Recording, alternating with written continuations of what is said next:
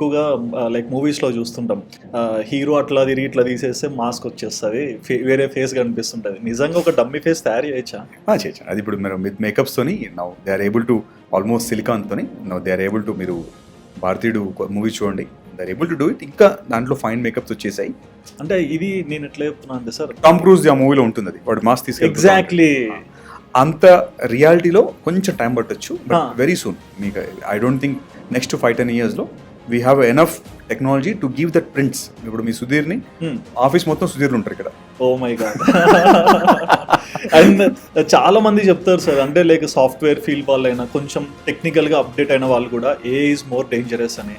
So మీ word ఏంటి? AI again అండి, మనం ఇట్స్ నైఫ్. అది మీరు దాంతో ఏది కట్ చేసుకుంటారు, మిమ్మల్ని మీరు కట్ చేసుకుంటే you'll get damage. But if you use it in right way it is. So A is a tool. A మనకు మంచి చెడు ఉండదు, ఏని మనం వాడుకునే పద్ధతిని బట్టి ఉంటుంది. ఏ you whether you want or not. ఇప్పుడు మనం రేపు ఈ యూట్యూబ్ ఇంజిన్ కూడా a algorithm. So AI is already integrated in your life. అంటే మీరు యాక్సెప్ట్ చేస్తారా చేయరా అనేది ఒకటి. మీకు పొద్దున వచ్చే గూగుల్ న్యూస్ కూడా మీకు ఏఐ డ్రివెనే. మీరు చూసే ప్యాటర్న్ బట్టే మీకు అది ఉంటుంది, డెలివరీ ఉంటుంది.